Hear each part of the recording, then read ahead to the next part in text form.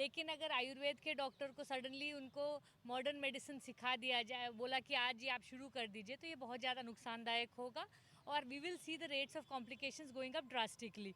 और मैं एक आपसे क्लैरिफिकेशन कर दूं कि ये जो इन्होंने 58 सर्जरीज़ की लिस्ट दी है, इनमें से कोई भी माइनर सर्जरीज़ नहीं है। इट्स नॉट लाइक कि इंजेक्शन लगा दिया या इंसिशन ड्रेनेज कर दिया, जबकि इंसिशन ड्रेनेज में भी पेशेंट की डेथ हो सकती है।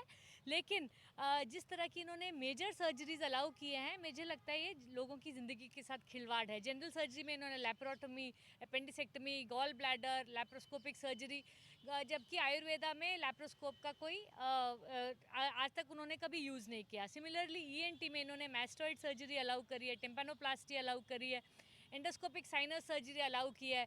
तो आयुर्वेदा में तो कभी उन्होंने एंडोस्कोप को छुआ नहीं है। हम लोगों को जब हम ट्रेनिंग लेते हैं एमबीबीएस के बाद, मैंने 9 साल ईएनटी सर्जरी पढ़ाई की है, तब जाके मैं सर्जन बनी हूँ।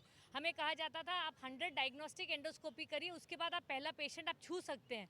तो ये कैसे आप सोच रहे हैं कि मैं 9 साल की जो प्रैक्टिस है, जो ट्रेनिंग है, वो आप 2 साल में दे देंगे? तो आपको नहीं लगता है कि कॉम्प्लिकेशन रेट बढ़ेंगे?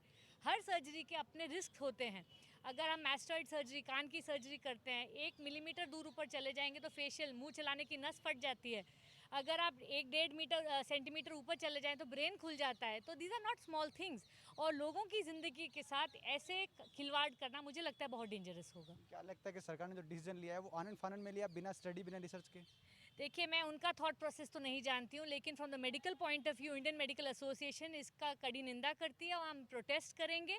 ये बिल्कुल एक्सेप्टेबल नहीं है। हम लोगों को इट्स नॉट एज इफ हमें कोई फ़र्क पड़ेगा। जब कॉम्प्लिकेशन आएंगी तो सब हमारे पास ही आएंगी, जो हम ट्रेंड सर्जन्स हैं। लेकिन हम नहीं चाहते कि जो चीज़ सिंपली ठीक हो जाए, वो कॉम्प्लिकेट करके, पेशेंट ख़राब करके फिर वो हमारे पास आएँ, तो हमारे फैमिली मेम्बर्स भी उसमें से शामिल होंगे। तो ये हम सब की ज़िंदगी के साथ बहुत ज़्यादती की जा रही है। आप कहते हैं कि आप तकनीक से चल रहे हैं, अपडेटेड हैं, उसमें नेग्लिजेंसी की जो है चांसेस कम रहते हैं, लेकिन क्या आयुर्वेद में इसके चांसेस बढ़ेंगे?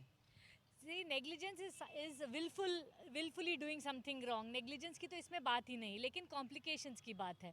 अगर एक अच्छे से अच्छा सर्जन भी ऑपरेशन करता है तो हर चीज़ का 1% या 2% कॉम्प्लिकेशन रिस्क होता है, जिसको हम पेशेंट को बता के रखते हैं कि अगर हम 1000 पेशेंट को करते हैं, हो सकता है एक पेशेंट को ये प्रॉब्लम आए, लेकिन that is after 10 to 15 years of surgery. अगर आप 2 साल वही चीज़, आप 2 साल बिना एनाटमी की नॉलेज, बिना फिजियोलॉजी की नॉलेज, बिना ऑल्टर्ड, अगर वहाँ पे ब्लड वेसल कोई नया आ रहा है, उसकी आपको नॉलेज नहीं है, तो आप खोलेंगे, आपको समझ ही नहीं आएगा, तो आप सर्जरी कैसे कर पाएंगे?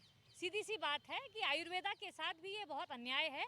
मैं समझती हूँ आयुर्वेदा के डॉक्टरों को अपनी फील्ड में आगे ग्रो करने देना चाहिए, उनको रिसर्च करने चाहिए, उनको पेपर्स डालने चाहिए जो एविडेंस बेस्ड हों, ताकि आयुर्वेदा भी ग्रो कर सके और हम लोगों को भी एक ऑल्टरनेटिव मिले। क्योंकि मुझे नहीं लगता कि रेगुलर आयुर्वेदा में ईएनटी सर्जरीज हैं। तो येस, डेफिनेटली सुश्रुत जी ने 5000 ईयर्स पहले शुरू की थी, he is the father of surgery. लेकिन उसके बाद 5000 साल तो कुछ काम नहीं हुआ। अब सडनली आप 5000 साल में आप बोलते हैं कि आज ही इनको शुरू करते हैं, दैट्स अनफेयर। ये सभी जानकारी जो है आईएमए के पदाधिकारियों ने दी है कि किस